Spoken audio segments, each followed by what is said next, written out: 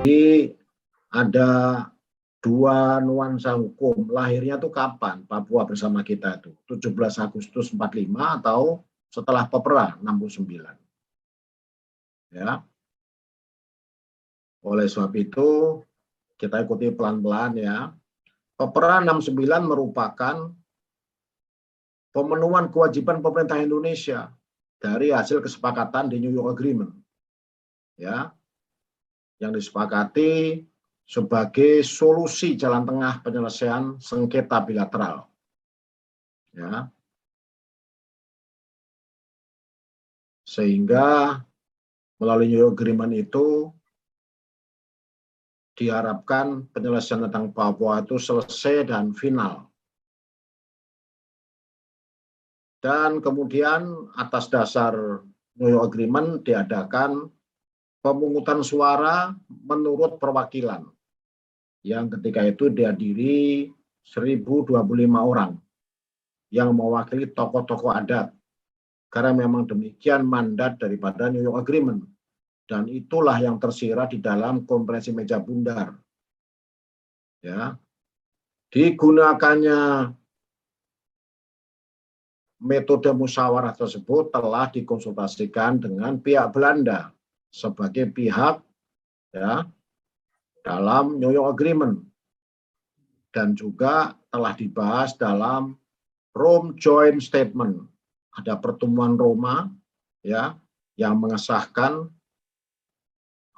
hal tersebut yang diadakan di Roma pada tanggal 21 Mei 1969.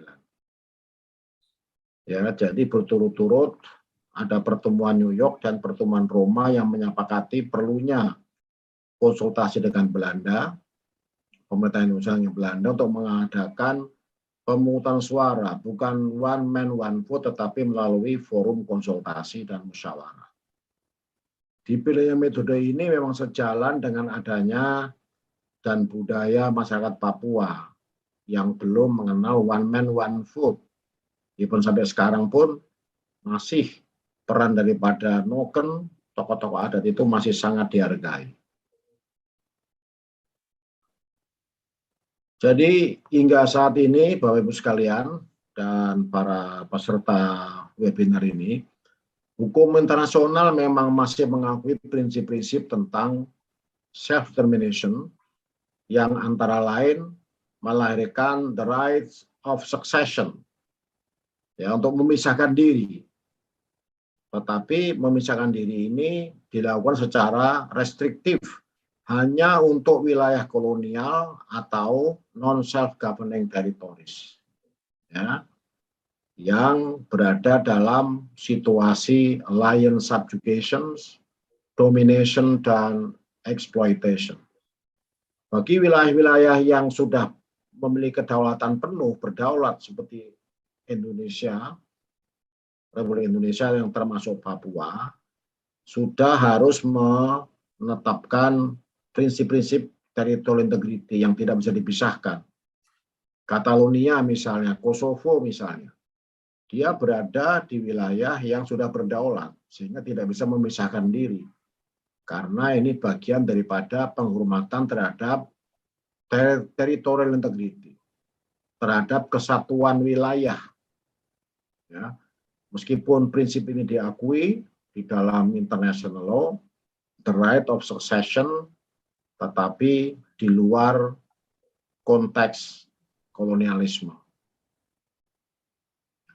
Indonesia juga telah menjadi pihak pada Konvensi ICCPR, International Civil and Political Rights, International Convention on Civil and Political Rights, dan Indonesia menyatakan pernyataan atau deklarasi terhadap pasal 1 dari ICCPR tersebut, ya, yang menyatakan bahwa right to self-determination tidak dapat diberlakukan terhadap sekelompok masyarakat di dalam suatu negara yang berdaulat, karena akan merusak the territorial integrity dari negara tersebut.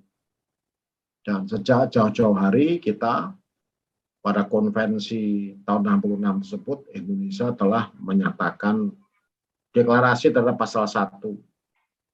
Self-determination adalah hak semua people dan rakyat dalam menentukan nasibnya sendiri. Dan we have done it 17 Agustus 45. Ya, tidak ada lagi diakui dalam hukum internasional untuk melakukan succession, memisahkan diri dalam satu wilayah yang telah berdaulat dan telah merdeka.